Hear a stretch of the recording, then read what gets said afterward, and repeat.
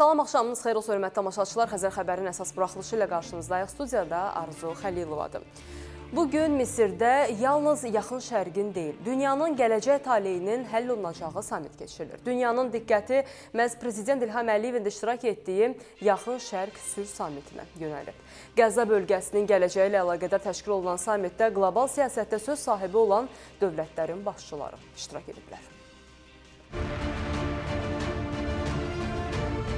Dünyada söz sahibi olan məhdud sayda liderin Qəzza problemini həll etmək üçün toplaşdığı Misir sülh sammitinə Prezident İlham Əliyev belə təşrif buyurdu.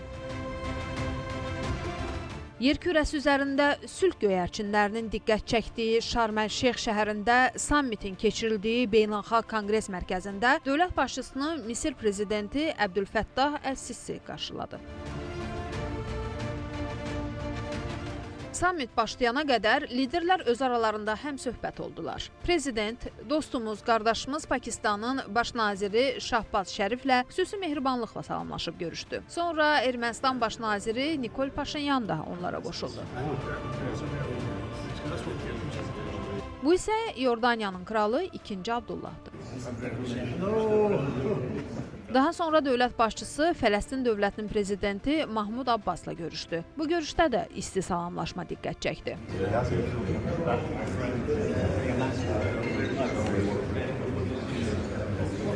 Ən diqqət çəkəni isə Macarıstan baş naziri Viktor Orbanın Azərbaycan prezidenti ilə salamlaşması oldu. Orban prezidentə dostcasına təzim etdi. Sonra isə Niderland baş naziri ilə üçlükdə səmimi söhbət etdilər. Və Misirdə qardaşlıq görüşü. Türkiyə prezidenti Rəcəb Tayyib Ərdoğan da sammitə təşrif buyurdu. Fransa prezidenti Emmanuel Macron isə prezidentə xüsusi diqqət göstərir.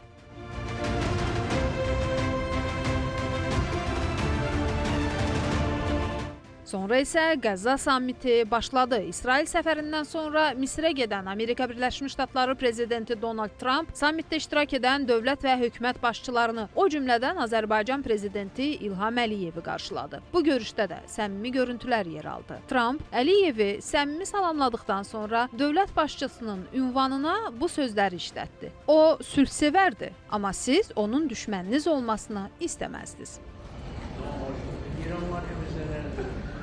Qeyd edək ki, Prezident İlham Əliyev Amerika Birləşmiş Ştatları prezidenti Donald Trump'ın və Misir prezidenti Əbdülfəttah əs-Sisinin dəvəti ilə Yaxın Şərq sülh sammitində iştirak edir. Prezidentin məhdud sayda dövlət başçısının iştirakı ilə keçirilən sammitə dəvət olunması Azərbaycanın beynəlxalq aləmdə artan strateji çəkisinin və Prezident İlham Əliyevin fərdi diplomatik nüfuzunun bariz göstəricisi və Bakının regional aktor statusunu aşaraq qlobal diplomatik proseslərin aktiv iştirakçısına çevrilməsi kimi dəyərləndirilir. Nigar Mahmudova, Xəzər xəbər. Bəli, Yaxın Şərqdə illərlə davam edən silahlı qarşıdurmalar və itkilər fonunda bugün ümid doğuran hadisələr yaşanır. Misirdə keçirilən sülh samiti İsrail və Fələstin arasında girov və məhbusların mübadiləsi regionda həlledici məqam hesab olunur.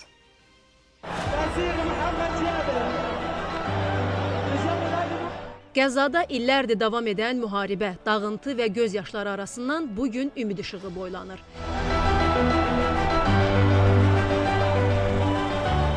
Belə ki, bugün İsrail və Həmas arasında əsir mübadiləsi baş tutub. Həmas ilk öncə 7, daha sonra isə sağ qalan 13 İsrailli girovu Beynəlxalq Qızıl Xaç Komitəsinə təhvil verib. Bununla da 738 gündür Həmas əsirliyində olan bütün İsrailli girovlar ailələrinə qovuşub.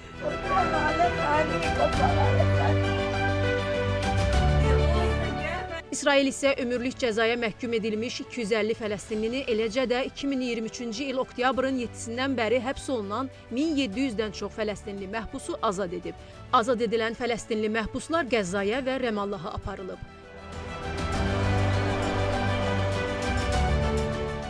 Birləşmiş Ştatlar lideri Donald Trump Misirin Şarm el-Şeyx şəhərində baş tutacaq sülh sammitindən öncə İsrailə səfər edib. Ölkə parlamentində çıxış edən ABŞ lideri İsrail və region üçün qızıl dövrün başlayacağını qeyd edib. Trump, Həmas və İsrail arasında sülh sazişinin terror və ölüm dövrünün sonu, inam dövrünün başlanğıcı olduğunu bəyan edib.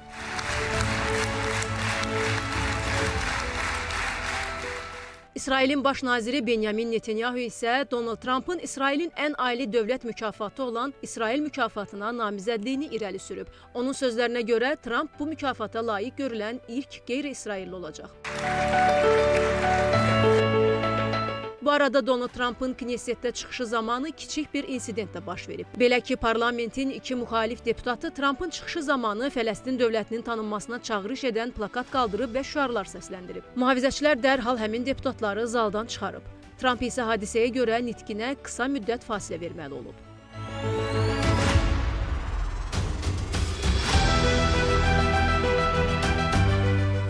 Daha sonra isə ABŞ lideri sülh sammitində iştirak üçün Misirə səfər edib. Birləşmiş Ştatlar liderini Misir Ərəb Respublikasının prezidenti Əbdülfəttah əs-Sisi qarşılayıb. Sammitdən öncə Misir prezidenti ilə görüşdə jurnalistlərin suallarını cavablandıran Trump həmkarının ünvanına təriflər söyləyib, Həmasla danışıqlarda onun rolunu yüksək qiymətləndirib. Kəmalə Əlimuradova, Xəzər xəbər. Hörmətli tamaşaçılar, bir qədər əvvəl Misirin Şarm-əl-Şeyx şəhərində Qəzza zolağında atəşkəslə bağlı yekun saziş imzalanıb. Sənəd Türkiyə, Qətər, Amerika Birləşmiş Ştatları və Misir liderləri tərəfindən Yaxın Şərq sülh sammiti çərçivəsində imzalanıb.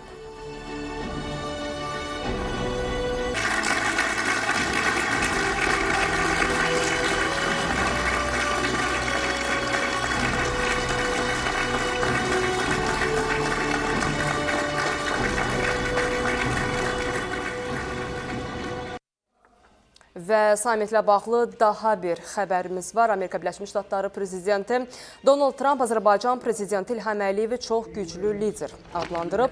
Hər halda burada olduğunuz üçün hamınıza təşəkkür edirəm. Bu şəxs üçün, Azərbaycan üçün müharibəni həll etdim. Siz hələ də bir-birinizlə yola gedirsiniz, elə deyilmi? 32 il müharibə apardıq, amma təxminən bir saata məsələni həll etdik, düzdürmü? İndi isə onlar bir-birini bəyənirlər. Burada olduğunuz üçün hər kəsə təşəkkür edirəm. O çox güclü bir liderdir, işini çox yaxşı görür. Bu mərasimdən sonra çıxış edəcəyik, amma bu çox önəmli bir imzalanmadır, deyə Ağ Ev rəhbəri bildirir. This is just a very important signing, but we're doing this anyway. And I want to thank everybody for being with us. Man, I just solved the war for him. Azerbaijan. Oh, you guys doing a good job? Where did you come take it? Where is Harry? You guys are still getting along, right? Prezident İlham Əliyevin Yaxın Şərq sülh sammitində iştirakı Azərbaycanın artan regional rolunun göstəricisidir. Bu barədə Prezidentin köməkçisi Hikmət Hacıyev X hesabında etdiyi paylaşımda bildirib. Bu, Azərbaycanın artan regional rolunun və qlobal xarici siyasətdə orta güc kimi mövqeyinin göstəricisidir. Azərbaycan Yaxın Şərqdə sülh gündəliyi üzrə bütün tərəflər üçün arzu olunan tərəfdaşdır, deyə Hikmət Hacıyev vurğulayıb.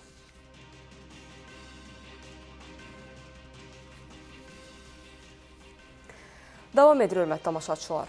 Böyükşor gölünün ətrafına 5 milyard dollar investisiya yatırılacaq.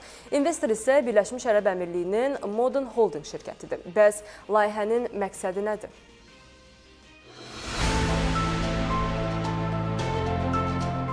Böyükşor gölü ətrafında müasir sahilyanı zonanın yaradılması üçün 5 milyard dollar sərmayə qoyulacaq. Böyükşor gölü simasını tamamilə dəyişir. Göl ətrafında şəhər daxilində şəhər qurulacaq. 5 milyard dollara dək investisiya yatırımını əhatə edən konsepsiya Böyükşor gölü ətrafında təhsil, sağlamlıq, mehmanxana, ticarət obyektlərini əhatə edən müasir sahilyanı zonanın yaradılmasını nəzərdə tutur.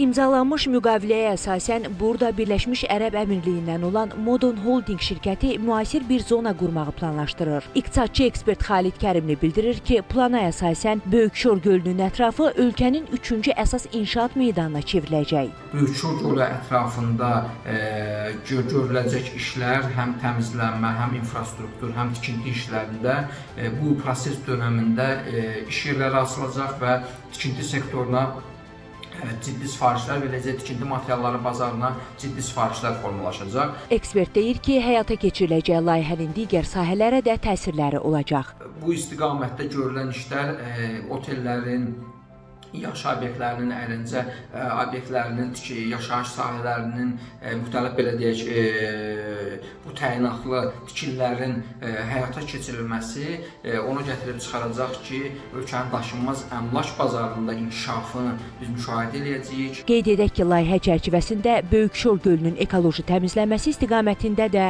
yeni layihələrin icrası nəzərdə tutulur. Aytən Fehruz Namiq Hüsiyev, Xəzər xəbər. Binalarla bağlı yeni tələb qüvvəyə minir. Təklif artıq Milli Məclisdə birinci oxunuşda qəbul olunub. Belə ki, binalardan enerji pasportu tələb olunacaq. Bu pasportun olduğu binalar olmayanlarla müqayisədə daha yüksək qiymətə təklif olunacaq. Mütəxəssislərin fikrincə qiymət yüksək olduğu kimi bu binalardakı mənzillərə tələb də yüksək olacaq. Enerji pasportu olan binalarda mənzillər bahalaşacaq. Azərbaycanda yeni tikilən, yenidən qurulan və əsaslı təmir olunan yaşayış və qeyri-yaşayış binalarının enerji effektivliyi üzrə pasportlaşdırılması məcburi olacaq. Məsələ artıq Milli Məclisin plenar icrasında müzakirə edilib və birinci oxunuşda qəbul olunub. Qiymətləndiricilər Cəmiyyətinin sədri Vüqar Oruç Xəzər xəbəri açıqlamasında bildirib ki, yeni qanun vətəndaşlarda maraq yaratmaqla yanaşı mənzil bazarına da ciddi təsir edəcək. Enerji pasportunun meydana çıxması tikinti sektorunda çox böyük inqilabi dəyişikliklərin meydana gəlməsinə səbəb olacaq. Bu iş növbədə vətəndaşlarımızın maraq və mənafelərinin müdafiəsidir. Nəyə görə? Çünki vətəndaş sakin olduğu binada daha az enerji sərfiyyatı ilə yaşamaq istəyir. Eyni zamanda mənzil alanda da vətəndaşlar enerji pasportunu artıq tələb etməyə başlayacaqlar. Realtorlar mənzilləri, binaları bazara çıxardanda artıq onun enerji pasportunun olub-olmaması xüsusi olaraq qiymətə təsir göstərəcək. Vüqar Oruç bildirib ki, enerji pasportu olan binalarda qiymətlərlə yanaşı tələbat da yüksək olacaq. Enerji pasportu olan binalar daha yüksək qiymətə və böyük tələbatla satılmağa uyğun olacaq və bazarda rəqabətdə digər pasportu olmayan binaları təbii ki, üstələyəcək. Hal-hazırda yeni dəyişikliyə görə enerji pasportu yalnız yeni tikilən binalara, bərpa olunan binalara və bir də əsaslı təmir aparılan binalara aid olunacaq. Qayda və Mexanizmlər Nazirlər Kabineti tərəfindən təsdiqlənəcək. Bildirilib ki, kvadrat metri 2500 manata satılan ev enerji pasportu olduqdan sonra 2700 manata təklif olunacaq. Kənan Qafar, Səbuhi Mustafayev, Xəzər xəbər. Azərbaycanda 3 ay sonra moped idarə etmək üçün artıq sürücülük vəsiqəsi də tələb olunacaq. Yol hərəkəti haqqında qanuna təklif olunan bu dəyişiklik Milli Məclisdə müzakirə olunub. Yeni qaydalara görə mopedlər dövlət qeydiyyatına alınacaq və yük daşınmasında məhdudiyyətlər tətbiq olunacaq. Hazırda ölkədə minlərlə vətəndaş moped və kiçik mühərrikli nəqliyyat vasitələrindən istifadə edir. Amma onların əksəriyyətinin nə sürücülük vəsiqəsi, nə də qeydiyyat sənədi var. Yeni qanun layihəsinə əsasən 3 aydan sonra moped idarə etmək istəyənlər A1 kateqoriyalı sürücülük vəsiqəsi almalı olacaq. Həmçinin bu nəqliyyat vasitələri dövlət qeydiyyatına götürüləcək. Motosiklet və mopedlərlə yük daşınmasına da məhdudiyyətlər qoyulur. Yəni, nəqliyyat vasitəsinin uzunluğunu və ya enini 0,5 metrdən artıq keçən yük daşımaq qadağan ediləcək. Motosikl və mopedlə bağlı hazırlanan qanun layihəsi zərurətdən yaranan tələblərlə bağlıdır. Son dövrlər təəssüflər olsun ki, bu tip nəqliyyat vasitələri ilə baş verən yol qəzalarının şahid oluruq və bunların artdığını görürük. Və bunların qarşısını almaqdan ötürü müəyyən qadağalar, müəyyən məhdudiyyətlərin tətbiq edilməsinin artıq vaxtı çatmışdır. İstər sərnişin daşımada, istər yük daşımada baş verən xətalar qəzalara səbəb olur. Bu da təəssüflər olsun ki, insanların həlak olmasına, ciddi şəkildə yaralanmasına səbəb olur və bunun qarşısını alınması üçün müəyyən məhdudiyyətlərin, müəyyən addımların atılması zərurəti yaranmışdır. Ekspertin sözlərinə görə bu qərar həm də təhlükəsizlik baxımından vacib addımdır. Çünki bir çox hallarda moped sürücüləri nə öz, nə də digərlərinin təhlükəsizliyini nəzərə almır. Qayda pozuntuları, əks yola çıxma halları və yüklərin normadan artıq daşınması tez-tez baş verir. Yeni yanaşma bu problemlərin qarşısını almağa hesablanıb. Tətbiq ediləcək sürücülük vəsiqəsi də Təbii ki, müəyyən çətinlik yaradacaq bu nəqliyyat vasitələrini idarə edənlər üçün. Amma qaydaları öyrənərək, ondan imtahan verib sürücülük vəsiqəsinin alınması düşünürəm ki, müəyyən qədər baş verəcək qəzaların qarşısının alınmasında müstəsna rol oynayacaq. Həmçinin yük daşımalarına da qoyulan məhdudiyyətlər. Biz çox vaxt rast gəlirik, böyük qabaritli yüklər daşıyırlar, 2 nəfər, 3 nəfər əlavə sərnişin mindirirlər motosiklərə və yaxud da mopedlərə. Artıq bunlara da qoyulan qadağalar bunun qarşısını alacaq. Düşünürəm ki, qanun layihəsi qəbul olunarsa, müəyyən qədər qəzaların qarşısının alınmasında mühüm rol oynayacaq. Beləliklə, yeni qaydalar həm təhlükəsizlik, həm də intizam baxımından mühüm yeniliklər gətirəcək. Qanun layihəsi təsdiqlənsə, 2026-cı ilin əvvəlindən moped idarə etmək artıq vəsiqəsiz mümkün olmayacaq. İslam Əşrəfov, Yusif Kərimli, Xəzər xəbər. Bakıda dəhşətli qətl hadisəsi baş verib. Deməli, Suraxanı rayonunun Əmircan qəsəbəsində yerləşən ərzaq mağazasında gömrük əməkdaşı olduğu bildirilən şəxs bıçaqlanaraq qətlə yetirilib. Hadisənin təfərrüatlarını izləyək.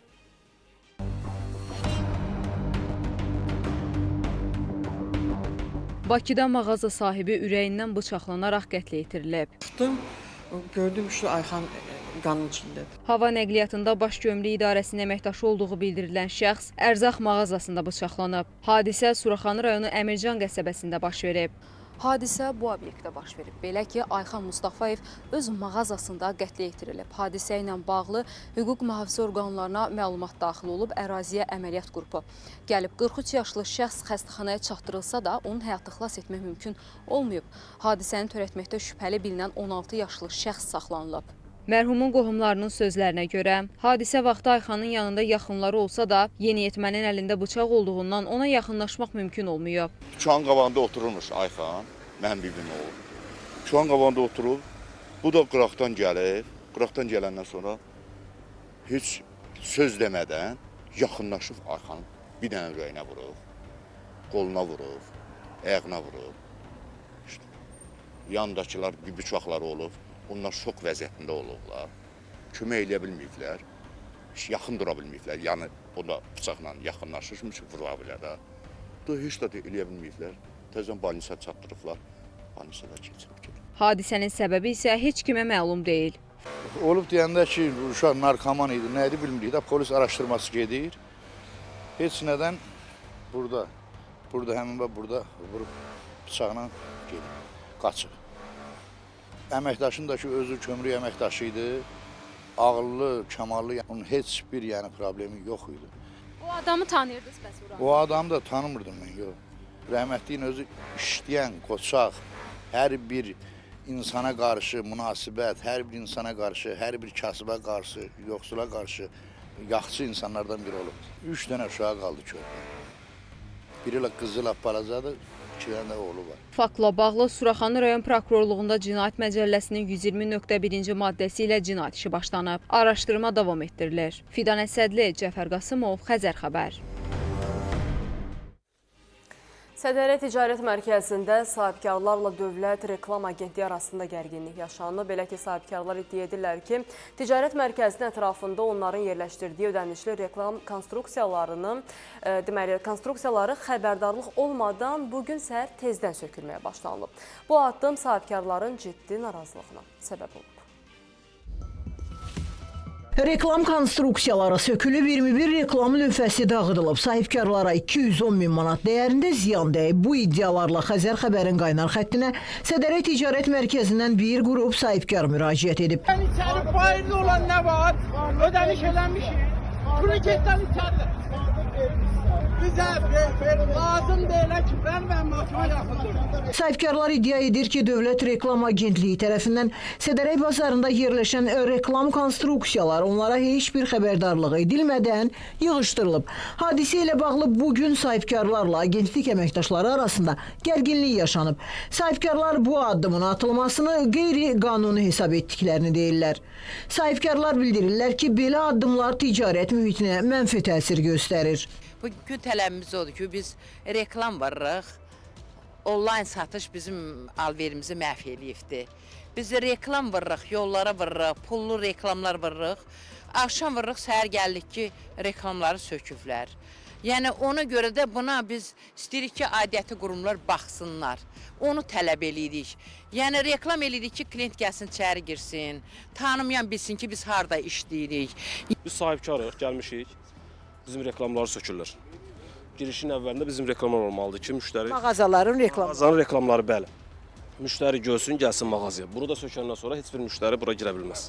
Ona görə də biz də tələb edirik ki, xahiş edirik ki, artıq dərəcədə bizim reklamlarımıza heç kimin iş olmasın. Səbəbi nə göstərir? Pulu da ödənilir, vaxtlı-vaxtında hər bir şey qayda qanundan gedir. Sadəcə niyə sökülür, onun niyyəsini bilmək istəyirik. Problemimiz odur ki, bax bizim bu reklam şirkətlərimiz tez-tez sökülür. Biz də bu reklam şirkətlərinə pullu ödürük, nə bilim nə, hamısı yer-yerində olur. Amma baxırıq ki, axşam sökülür. Axşam evə gedirik, gəlirik ki, səhər sökülübdür. Sədərək Ticarət Mərkəzinin mətbuat xidmətinin rəhbəri Kəmaləddin Qədim Xəzər xəbərə bildirib ki, qüvvəyə minmiş məhkəmə qərarına əsasən Sədərək bazarının ərazisi özəl mülkiyyət kimi tanınıb və bu barədə Dövlət Reklam Agentliyinə rəsmi məlumat verilib. Özəl mülkiyyətə aid ərazilərdə reklam fəaliyyətinə yalnız mülkiyyətçinin razılığı ilə icazə verilir.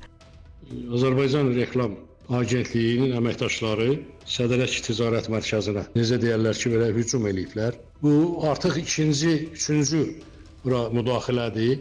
Demək olar ki, 21 reklam lövhəsi sökülüb dağılıb.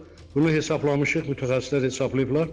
Hər biri 10.000 manat dəyərində olan reklam lövhəsi bütövlükdə 21 lövhədə 210.000 manat zərər dəyib Ticarət Mərkəzinə. Kəmaləddin Qədim bildirib ki, Sədərək bazarının ərazisi tam hasarlanıb, mühafizə olunan giriş-çıxış idarə olunan özəl ticarət məkanıdır.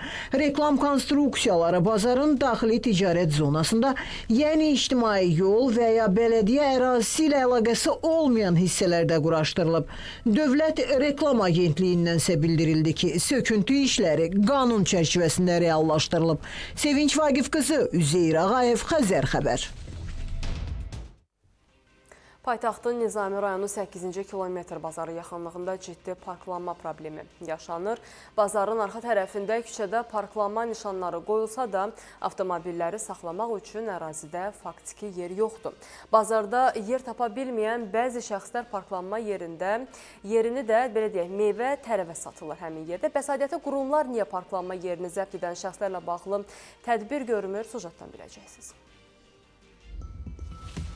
Avtomobillərin parklanması yerində bazar açıblar. Bəli, sözün əsl mənasında burada bazar yaradıblar. Yerüstü Nəqliyyat Agentliyi tərəfindən bura nişanlar qoyulub ki, avtomobillər park etsin. Amma burada meyvə, tərəvəz satırlar. Şahid burada yaxşı deyir, müsibət oluruq biz, səhv düşəndə yerimiz. Bura paytaxtın Nizami rayonu 8-ci kilometr bazarının yaxınlığı Naxçıvanski küçəsidir. Avtomobil yolunun kənarında ard-arda parklanma nişanları qoyulsa da, ərazidə sadəcə 1-2 nəqliyyat vasitəsi park edilib. Qalan ərazi meyvə, tərəvəz və balıq satanlar tərəfindən zəbt edilib. Yaranmış vəziyyət sürücüləri ciddi narahat edir. Bazarın içində qardaş ki, maşın saxlamağa yer yoxdur. Parkka nişanları var, yəni heç sürə saxlaya bilmirik. Orada meyvə, tərəvəz töküblər, hər bir zanət eləyiblər hər yerə. Yəni bunun yerləri var da, içəridə qoyub, yəni xüsusi buna yer ayrılıb ki, harada satış olmalıdır. Ona görə biz də əziyyət çəkirik, yəni heç sürə girə bilmirik. Kənarda da saxlayırıq, gəlirlər, qırğın edirlər, cərimə gəlir. Parkovka yerində saxlayırıq, cərimə gəlir. Bir yanda balıq satır biri, bir yanda badımcan satır, biri xiyar satır, biri pomidor satır. Qalmışıq girinciliftər, yer tapıb maşınımızı saxlaya bilmirik. Küçə ticarəti ilə məşğul olanlar isə deyirlər ki, onlar da vəziyyətdən çıxış yolu kimi küçəyə çıxıblar. Bazarda yer olmadığı üçün bunu məcburiyyətdən edirlər. Bəs sizə gəlib demirlər ki, bax burada olmaz, maşınlar dayanır burada, parklanmaya. Deyirlər. Bəs nə deyirsiniz? Deyirik, ben acından ölək, nə yeyək? Heç addan gəlirimiz yoxdur axı. Bəs maşınlar da dayanmalıdır axı burada. Maşınlar dayanır da. Bura parkovka özü işarə qoyub da, hara kimi düşün. Bir dəmin işarə var. İşarədən o yüzdə qoymurlar. Bazarın içində yer vermirlər sizə, yoxsa? Yoxdur, yeri yoxdur. Yer yoxdur? Yoxdur, yox. Çünki parklanma yerində saxlamısınız, sürücülər narazıdır. Ödəyirik də adam. Yox, bildimi? Yəni parklanma yerində bax zəbt edirəm, sizin gönüllüsünə yer zəbt. Bura parklanmadı ya, bura veteranlar üçündür, veteranım. Burada SMS ödəyirik də adam. Gündə 7-dən 10-a kimi 4 manat 50 qəpik. 4 manat 50 qəpik pul ödəyirsiniz, maşın saxlayırsınız, meyvə satırsınız. Ay sağ ol, hə. Bəs gəlib demirlər ki, olmaz belə zəbt eləmisiniz. Hı? Gəlib demirlər ki, bəs olmaz da, bu qədər zəbt eləmişsiniz. Hadi hörmət eləyirlər də.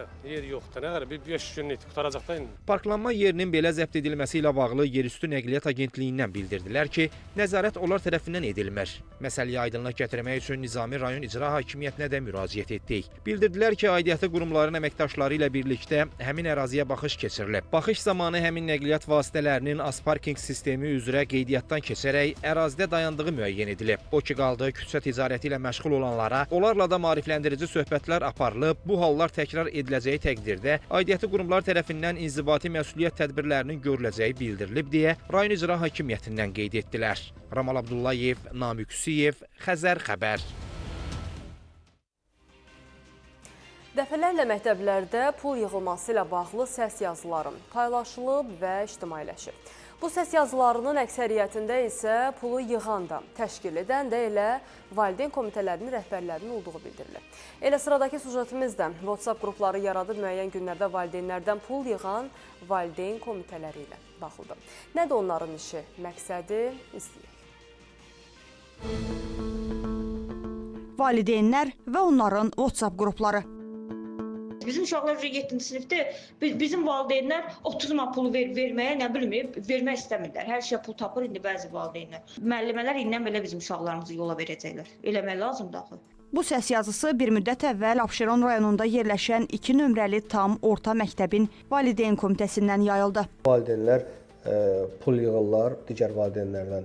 Müəllimənin diktəsi ilə, müəllimənin verdiyi tapşırıqla pul yığırlar, verirlər müəllimiyə bahalı hədiyyələr, qızıl, nə bilim, zinət əşyaları alırlar.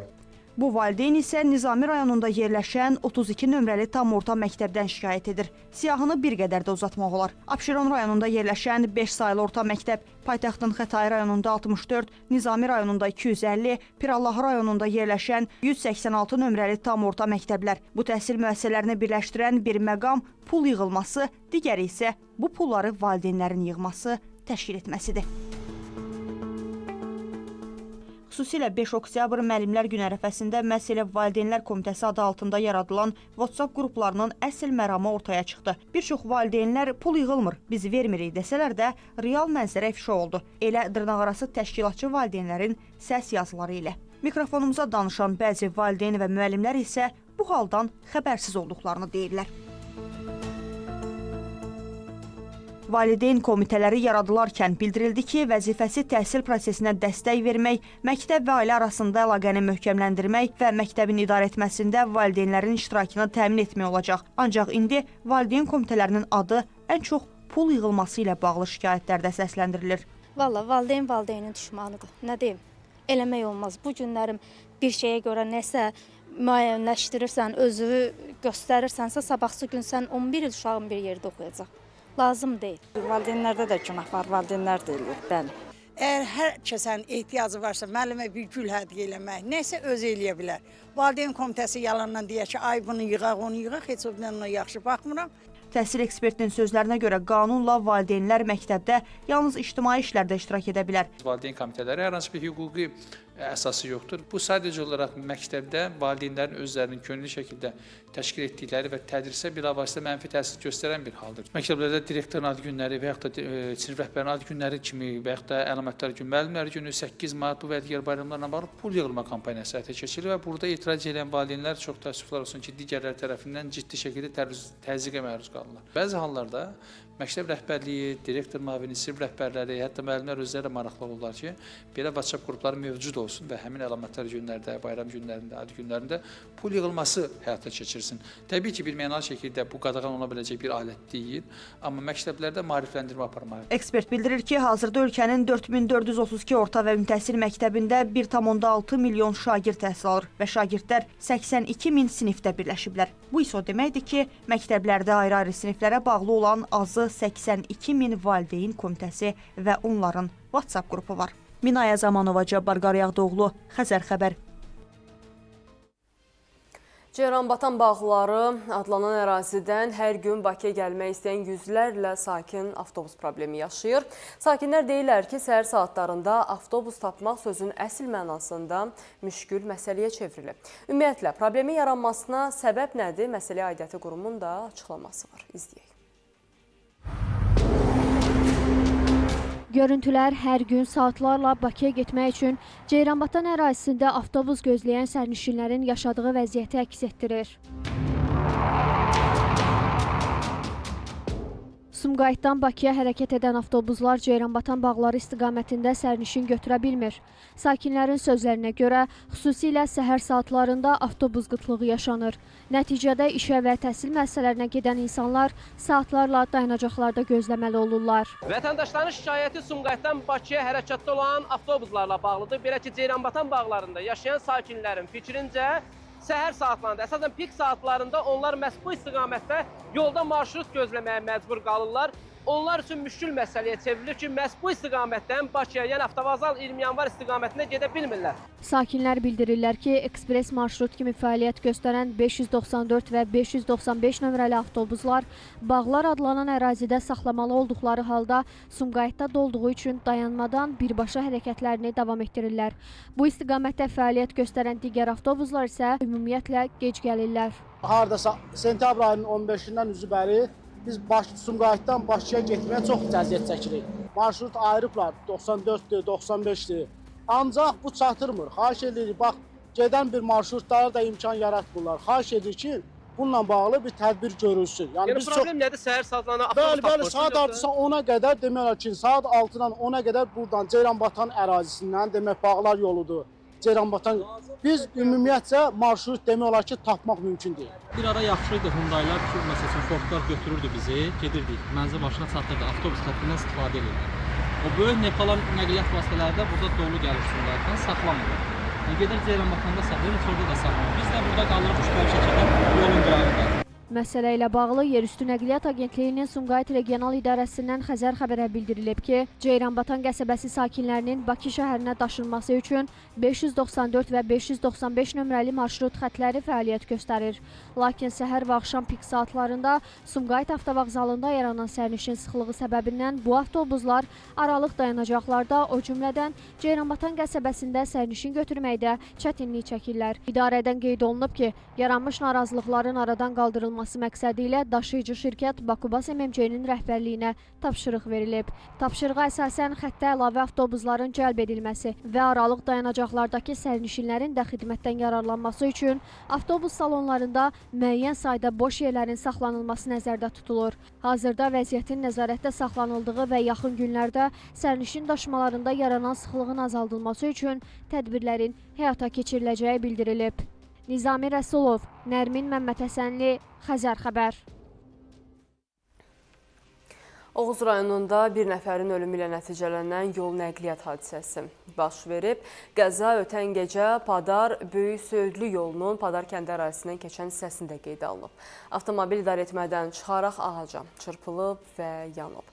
Nəticədə avtomobildə olan sərnişin 21 yaşlı Rəvan Mirzəyev aldığı ağır xəsarətlərdən hadisə yerindəcə həyatını itirib. Fövqəladə Hallar Nazirliyinin əməkdaşları tərəfindən meyit maşından çıxarılaraq aidiyyəti üzrə təhvil verilib. Faktla bağlı araşdırma aparılır. Ağdam rayonunu Evoğlu kənd sakinləri Ağdam şəhərinə çəkilən yoldan narazıdırlar. Əslində sakinləri narazı edən yolun bərpası yox, bərpanın gecikməsi səbəbilə toz duman ucbatından rahat yaşayışın olmamasıdır. Təmir olunan yolda hərəkət zamanı toz torpaq az qala yolu görünməz edir.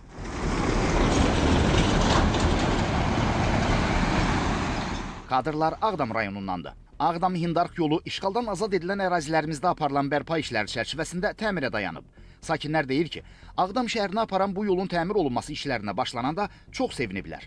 Amma 3 ildir ki, yolun ilkin yatağı işlənsə də asfalt döşəməsi çəkilmədiyi üçün hər gün təmiz hava əvəzinə toz udmaq məcburiyyətində qalıblar. İnsanlara dəyər verilmir, uşaqlar, körpələr, körpələr evi var burada, məktəblər var.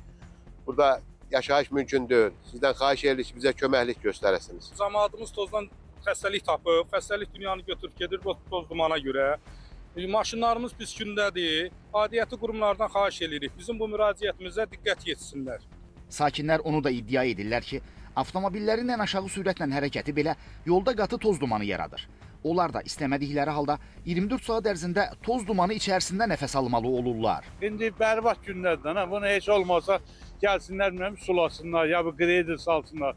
Asfalta gücləri çatmır da yəqin ki. Və belə olmaz, axı, millət pis gündə yaşayır. Üzr istəyirəm, qadınlar evdə həftədə bir dəfə silirlər ev eşiyi. Burada gündə 4 dəfə silirlər. Məsələ ilə bağlı Avtomobil Yolları Dövlət Agentliyindən Xəzər xəbərə bildirildi ki, Ağdam-Hindarx-Ağcabədi avtomobil yolunun yenidən qurulması işləri hələ yekunlaşmayıb. Bu səbəbdən qeyd olunan ərazidə müəyyən çətinliklər müşahidə olunur. Yağmursuz havalarda bu vəziyyət daha da qabarıq şəkildə özünü göstərir. Mövcud vəziyyətin aradan qaldırılması məqsədi ilə tikinti işlərini həyata keçirən Podratçı təşkilata ərazidə nəzarətin gücləndirilməsi və sulama işlərinin intensivləşdirilməsi ilə bağlı müvafiq tapşırıqlar verilib. Daşqın Abdullayev, Yusif Kərimli, Xəzər xəbər. Şəkidə sahibsiz itlər qoyunları parçalayıb, heyvan parçalayan itlərin şagirdlərə, tələbələrə dəfələrlə təhlükə yaratdığını deyən vətəndaşlar televiziyamız vasitəsilə məsələnin işıqlandırılmasını istəyiblər. Sahibsiz itlər sürü ilə hücum edərək 2 qoyunu parçalayıb, birini isə yaralayıblar. Görüntülər Şəki şəhəri Salman Mümtaz küçəsində Sadəddin Allahverdiyevə məxsus fərdi yaşayış evinin bağındandır. Səhər saatlarında həyat yoldaşının qışqırıq səslərinə qaçan kişi sahibsiz itlərin bağa soxularaq qoyunlarını parçaladığını görüb. Mən qoyunlarımı bu qoruğa salıram səhər-səhər. O səs-küyə yoldaşım çıxdı. Gördü ki, itlər qoyunları gəmirir. Bir dənəsini o momentdə cəsur aldı, boğub öldürdü, 3 dənə itdir. O birilərinin də dalıyca düşüb ayaqlarını, dadını, quyruğunu, dadını təmiz qopardı. 2 dənəsi öldü, bir dənəsi də elə yararsız vəziyyətdə elə məhəllədə durur. Qonşuluqda yaşayan sakinləri isə bildirirlər ki, küçə itləri onlara da ziyan vurub. Yaxınlıqda Pedaqoji Universitetin Şəki filialı da yerləşir. Bu yaxınlarda belə bir hadisə ilə rastlaşmışam, ancaq bunun qarşısını ala bilmədik. Çox sağ olsunlar ki, avtobus sürücüləri bizə köməklik elədilər. Bizim üstümüzə 5-6 it hücum çəkmişdi. Hal-hazırda da sizin Bəli, universitetin hər zaman, yəni biz bundan tez-tez rastlaşırıq. Bu mövzu ilə bağlı müəyyən tədbirlərin görülməsini istəyirik. Mənim də evimə girib itlər sürü ilə gəlir. Gündüşkamı, güyəmi, toyağımı hamısını daşıyırdılar. 20-30-a yaxın heyvanım məhv oldu, getdi. Bu heyvan da hücum eləyirlər, bu başa düşdük. Səhər-səhər 8-in yarısında körpü uşaqlar geyib, birinci sinif uşaqlar geyib. Bunlar tutsa dərdimizi, sərimizi, kimədiyək problemimizi. Şəki rayon heyvan xəstəlikləri və baytarlıq xidmətindən bildirildi ki, bu ildə epizootik plana uyğun olaraq sahibsiz itlər arasında quduzluğa qarşı vaksinasiya inyeksiya olunub. Bundan başqa ətraf ərazilər də daxil olmaqla epizootik durumu stabil saxlamaq üçün aldadıcı yemlər də qoyulub. Şəki rayon icra hakimiyyətindən isə bildirildi ki, sahibsiz küçə itləri ilə bağlı problem insanları narahat edən əsas məsələlərdən biridir. Qeyd olunub ki, sahibsiz küçə itləri xüsusi müəssisələr tərəfindən götürülməli və sığınacaqlarda yerləşdirilməlidir. Hazırda şəhərdə sahibsiz heyvanlar üçün xüsusi sığınacaqların olmaması bu sahədə çətinliklər yaradır. Bu problemin həlli istiqamətində müəyyən təkliflər hazırlanıb. Aidiyyəti dövlət orqanları ilə məsləhətləşmələr aparılıb, qeyri-hökumət təşkilatlarına müraciət olunub. Bu məsələyə heyvansevərləri də cəlb etməklə Şəki şəhərində sahibsiz küçə itlərinin qısırlaşdırılmasının təşkili nəzərdə tutulur və bu istiqamətdə işlər aparılır. Rəhman Həkimzadə, Yusif Kərimli, Xəzər xəbər. Xaçmaz rayonunun Niyazabad kəndi yaxınlığında Xəzər dənizinin sahilində su iti cəsədləri tapılıb. Sahil boyu ərazidə ondan çox su iti cəsədi müşahidə olunub.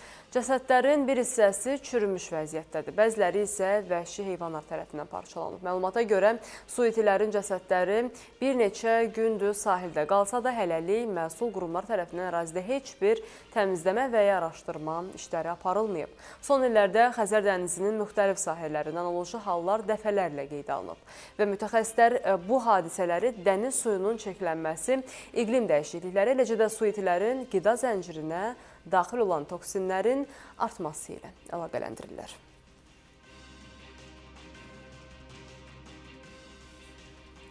Paytaxtın Suraxanı rayonu Qaraçuxur qəsəbəsinin sakinləri Xəzər xəbəri içməli su problemi ilə bağlı şikayət ediblər. Sakinlər deyirlər ki, yay aylarında normal şəkildə verilən su payız aylarında yoxa çıxır. Səbəbi isə su xəttində baş verən problemdir. Bəs aidiyyəti qurum nə deyir? Bir həftədən çoxdur ki, içməli su üzünə həsrət qalıblar. Söhbət Suraxanı rayonu Qaraçuxur qəsəbəsi Vüqar Quliyev küçəsi 79 ünvanında yaşayan sakinlərdən gedir. Xəzər xəbərə müraciət edən sakinlər bildirirlər ki, düz 9 gündür ki, xəttə baş verən qəza səbəbindən suları kəsilib. Bu səbəbdən də ilin günün bu vaxtı sakinlər içməli su tapmaqda çətinlik çəkirlər. Yuxarıda turba partlayıb, turbanı gedib su idarəsi bağlayıb. Su pulla verir mənə, pulum verirəm, havayı vermir ki. Heç olmasa pulla verdiyi şey versin də. 9 gündür mən susuzam. Niyə? Niyə görə susuz qalmalıyım xanım? Mən bəli alıb gətirirəm, dükandan alıb gətirirəm, evdə qab qaşıq yuyulur, nə bilim əlimi üzümü yuyuram, maşın ustasıyam. Bax işdən çıxıb gəlmişəm, mağazanın içindəyəm. Nə ilə yuyulmalıyam mən də?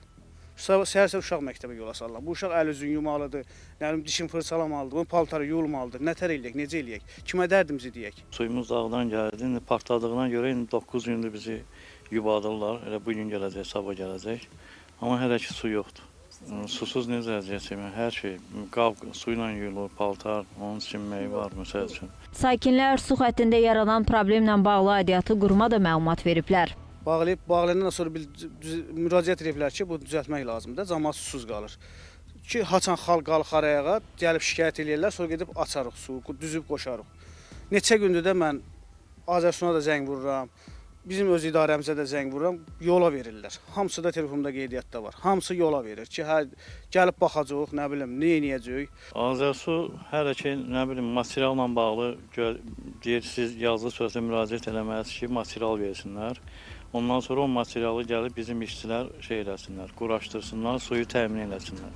Məsələ ilə bağlı İri Şəhərlərin Birləşmiş Su Təchizatı Xidmətindən Xəzər xəbərə bildirildi ki, həmin ünvandakı su xəttində baş vermiş qəza sabah Suraxanı rayonu Su Kanal İdarəsinin qəza xidməti tərəfindən aradan qaldırılacaq. Nərmin Məmmədhəsənli, Şəhla Poladova, Ramil İbrahimov, Xəzər xəbər. Davam edir, hörmətli tamaşaçılar. Amerika Birləşmiş Ştatları prezidenti Donald Trump bildirib ki, Rusiyalı həmkarı Vladimir Putin Ukrayna ilə münaqişəni həll etməsə, bu onun üçün pis başa çatacaq. Ağ Ev rəhbəri hesab edir ki, Rusiya prezidenti gərgin vəziyyəti həll edə bilsəydi, əla görünərdi.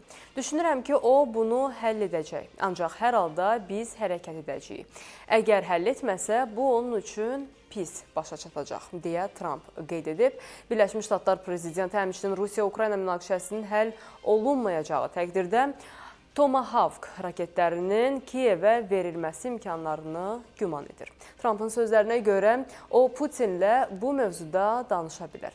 Qeyd edək ki, öz növbəsində Ukrayna prezidenti Volodimir Zelenski də Ağ Ev rəhbərinin hələ Tomahawk tədarükü ilə bağlı qərar vermədiyini bildirib. Ukrayna lideri Amerikalı həmkarının qərarını gözləyir və Kiyev isə raket tədarükü üzərində çalışır.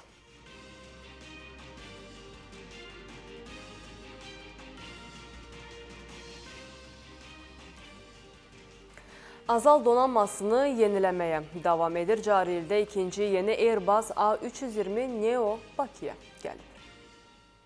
Azərbaycan Hava Yolları donanmanın genişmiqyaslı yenilənməsi və dayanıqlı inkişaf proqramı çərçivəsində cari ildə ikinci yeni Airbus A320 Neo təyyarəsini öz parkına əlavə edib. Donanmanın genişlənməsi Azalın regional və qlobal aviasiya bazarındakı mövqelərini möhkəmləndirir, sərnişinlərə isə səyahət planlaşdırarkən daha çox rahatlıq və seçim imkanı yaradır. Azalın Ağdərə şəhərinin adını daşıyan yeri sərnişin təyyarəsi, Airbus A320 Neo təyyarəsi artıq Bakıya gəlib və milli aviadaşıyıcının donanmasına qoşulub. Yeni təyyarələr ən müasir texnologiyalarla təchiz olunub ki, sərnişinlər üçün yüksək səviyyədə xidmət göstərilsin və eyni zamanda onların təhlükəsizliyi maksimum səviyyədə təmin olunsun. Qeyd edək ki, cari ildə ilk Airbus A320 Neo təyyarəsi Azal donanmasına sentyabr ayında daxil edilib.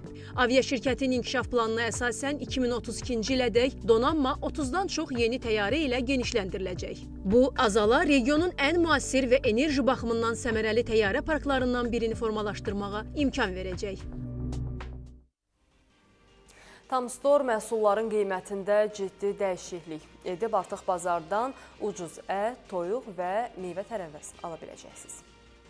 Tamstor marketlər şəbəkəsi 13 oktyabrdan etibarən Tamda ucuz günlər kampaniyasına start verib. Kampaniya zamanı təzə toyuğun 1 kilosu 4 manat 49 qəpik, təzə fili 6 manat 79 qəpik, yerli sümüklü dana ətinin 1 kilosu 12 manat 99 qəpik, yerli sümüksüz dana əti 16 manat 99 qəpik, tajdar düyü 2 kiloluq kisə 5 manat 50 qəpik, sevimli dad kərə yağının 1 kilosu 12 manat 98 qəpik, leya günə baxan yağı 1 litr 2 manat 98 qəpik, soğan 19 qəpik, kartof 59 qəpik olacaq. Tam Store Marketlər şəbəkəsi bütün qırmızı ət çeşidlərinə, meyvə və tərəvəzə, təzə toyuq məhsullarına tətbiq etdiyi bazardan ucuz qiymətlər strategiyasını uzun müddətli etməyə planlaşdırır. Qeyd edək ki, endirim digər məhsullardan 10 manatlıq alış-veriş etdikdən sonra keçərli olacaq. Endirimlər təbii ki, bununla yekunlaşmır. Mağazada 3200 çeşiddə məhsul müxtəlif endirimlərlə təklif olunacaq. Tam Store Marketlər şəbəkəsini Tam Store Az Instagram səhifəsindən izləyə bilərsiniz.